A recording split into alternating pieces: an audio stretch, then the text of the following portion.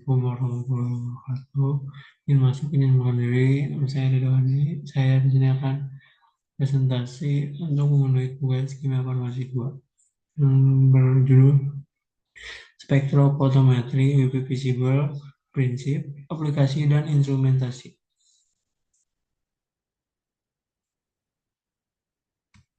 Di sini prinsip dasar metode spektrofotometri UV Visible.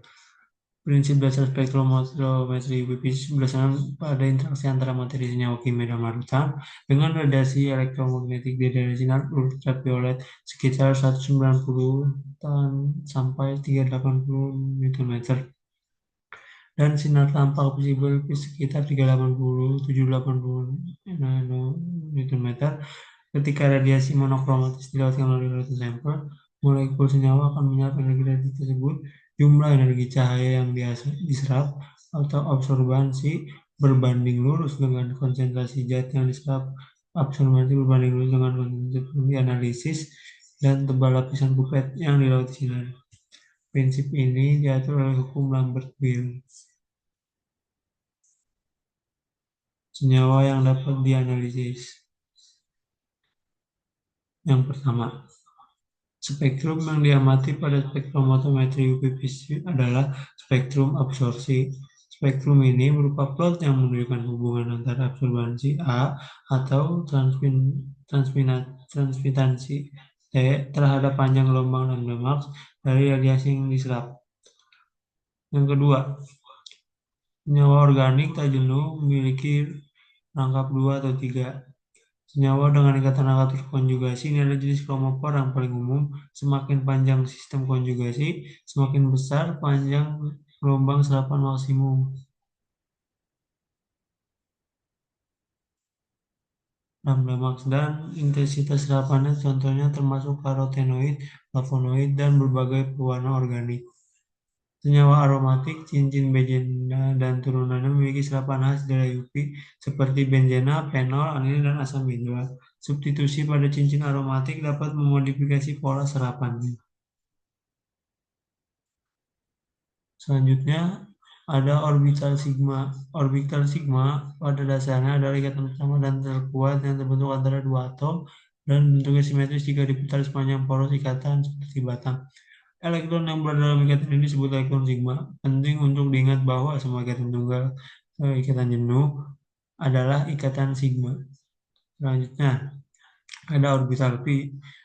Orbital pi merupakan ikatan yang terbentuk setelah ikatan sigma dan inilah yang menciptakan ikatan rangkap 2 atau 3. Berbeda dengan ikatan sigma yang lurus, ikatan pi terbentuk dari tumpang tindih di sisi atas dan bawah sumbu ikatan.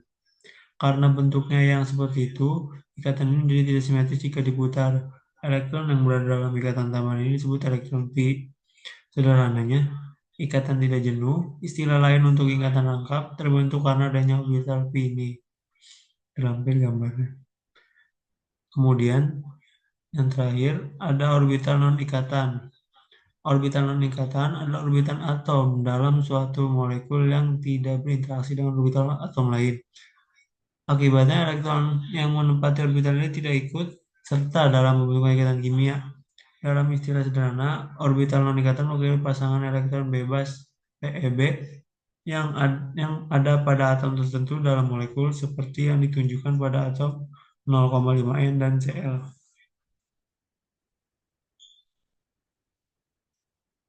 Selanjutnya, faktor-faktor yang dapat mempengaruhi pergeseran panjang gelombang di daerah spektrofotometri UV-Vis. Sistem konjugasi, peningkatan jumlah ikatan rangka terkonjugasi akan memperpanjang sistem delokalisasi elektron, menurunkan energi transisi, dan menyebabkan pergeseran bata kromik reaksif ke panjang gelombang yang lebih panjang.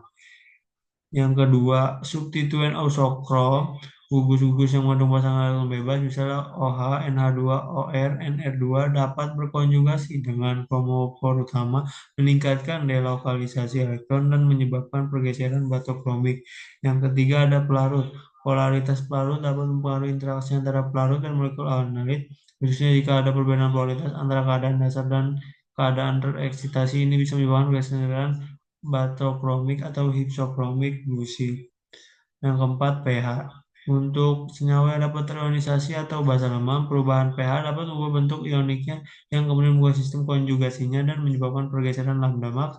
Yang kelima, suhu. Meskipun efeknya tidak sekuat faktor lain, perubahan suhu dapat sedikit mempengaruhi populasi tingkat energi vibrasi dan rotasi, yang pada giliran dapat mempengaruhi lebar pita serapan dan sedikit menggeser lambda max.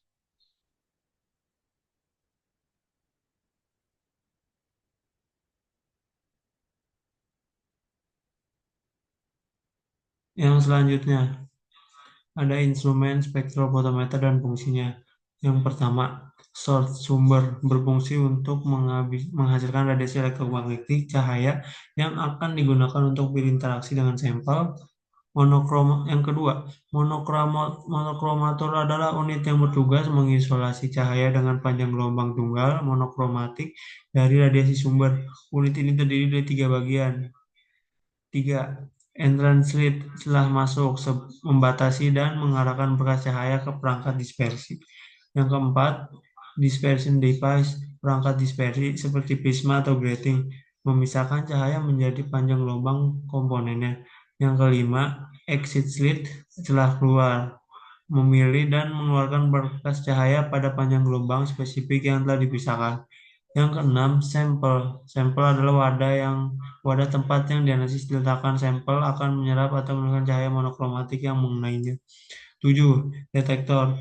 Detektor berfungsi menangkap cahaya melewati sampel dan mengubahnya menjadi sinyal listrik yang proporsional dengan intensitas cahaya tersebut sehingga dapat diukur.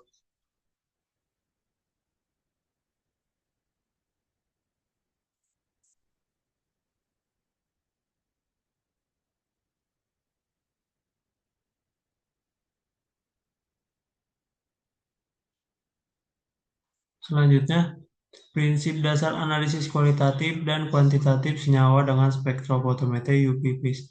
Yang pertama, berbasis transisi elektronik, molekul yang menyerap cahaya UV 200-400 nanometer dan 400 sampai 800 nanometer, menghasilkan spektrum serapan unik lambda max dan intensitas puncak.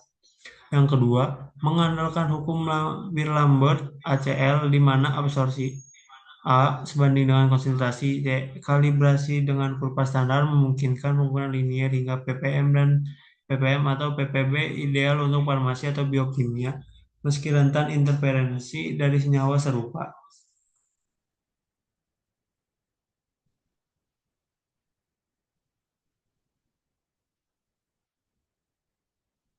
Dan yang terakhir ada kelebihan dan kekurangan metode spektrofotometri UV-Vis. Yang pertama, kelebihannya. Kelebihannya cepat dan mudah. Proses analisis relatif cepat, mudah dilakukan dan tidak memerlukan keahlian khusus yang tinggi untuk pengoperasian dasar.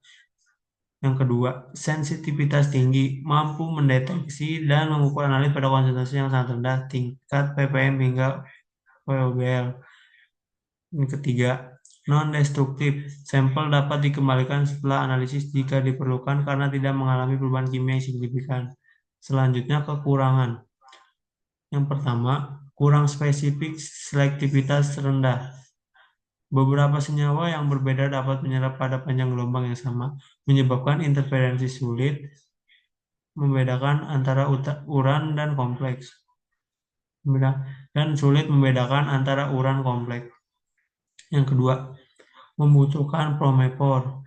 Hanya senyawa yang menigupi kromopor mampu menyerap radiasi UV-Vis yang dapat dianalisis langsung senyawa tanpa kromopor. Yang ketiga, memerlukan derivatisasi terlebih dahulu tentang konsentrasi linear Lambert hanya berlaku pada rentang konsentrasi tertentu. Pada konsentrasi tinggi, deviasi dapat terjadi.